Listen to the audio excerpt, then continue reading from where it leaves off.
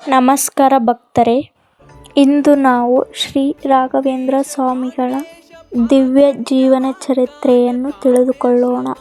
ರಾಯರು ಕ್ರಿಸ್ತ ಶಕ 1595ರಲ್ಲಿ ಇಂದಿನ ತಮಿಳುನಾಡಿನ ಭುವನಗಿರಿಯಲ್ಲಿ ಜನಿಸಿದರು. ಅವರ ಪೂರ್ವಾಶ್ರಮದ ಹೆಸರು ವೆಂಕಟನಾಥ.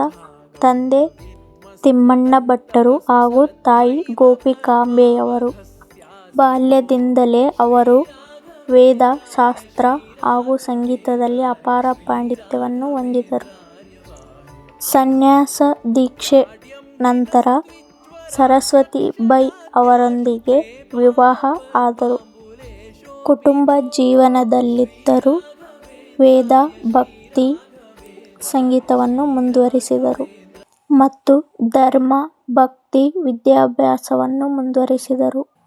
ಬಳಿಕ ತಮ್ಮ ಗುರುಗಳಾದ ಸುಧೀಂದ್ರ ತೀರ್ಥರಿಂದ ಸನ್ಯಾಸ ದೀಕ್ಷೆ ಪಡೆದು ಶ್ರೀ ರಾಘವೇಂದ್ರ ತೀರ್ಥರು ಎಂಬ ಹೆಸರನ್ನು ಪಡೆದರು. ರಾಘವೇಂದ್ರ ಸ್ವಾಮಿಗಳು ದ್ವೈತ ವೇದಾಂತದ ಮಹಾನ್ ಆಚಾರ್ಯರಾಗಿದ್ದರು. ಅವರು ಅನೇಕ ಗ್ರಂಥಗಳಿಗೆ ವ್ಯಾಖ್ಯಾನಗಳನ್ನು ರಚಿಸಿ ಧರ್ಮದ ಸಂದೇಶವನ್ನು ಜನರಿಗೆ ತಲುಪಿಸಿದರು.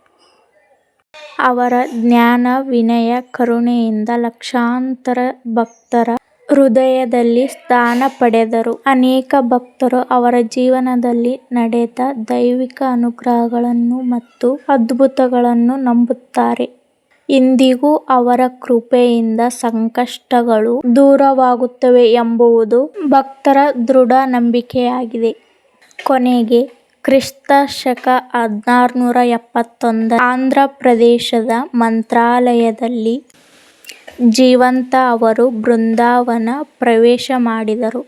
ಪೂಜ್ಯಾಯ ರಾಘವೇಂದ್ರಾಯ ಸತ್ಯಧರ್ಮರತಾಯ ಚ ಭಜತಾಂ ಕಲ್ಪವೃಕ್ಷಾಯ ನಮತಾಂ ಕಾಮಧೇನವೇ. ಈ ವಿಡಿಯೋ ಇಷ್ಟವಾದರೆ ಲೈಕ್ ಮಾಡಿ, ನಿಮ್ಮ ಸ್ನೇಹಿತರೊಂದಿಗೆ ಹಂಚಿಕೊಳ್ಳಿ, ಕಮೆಂಟ್ ಮಾಡಿ, ನಮ್ಮ ಚಾನಲನ್ನು ಸಬ್ಸ್ಕ್ರೈಬ್ ಮಾಡಿ. ಓಂ ಶ್ರೀ ರಾಘವೇಂದ್ರಾಯ ನಮಃ. ಈ ವಿಡಿಯೋ ನಿಮಗೆ ಹೇಗೆ ಅನಿಸಿತು ಎಂದು ಕಮೆಂಟ್ ಮೂಲಕ ತಿಳಿಸಿ. ಇನ್ನಷ್ಟು ಮಾಹಿತಿ ಬೇಕಾದರೆ ಕಮೆಂಟ್ ಮಾಡಿ.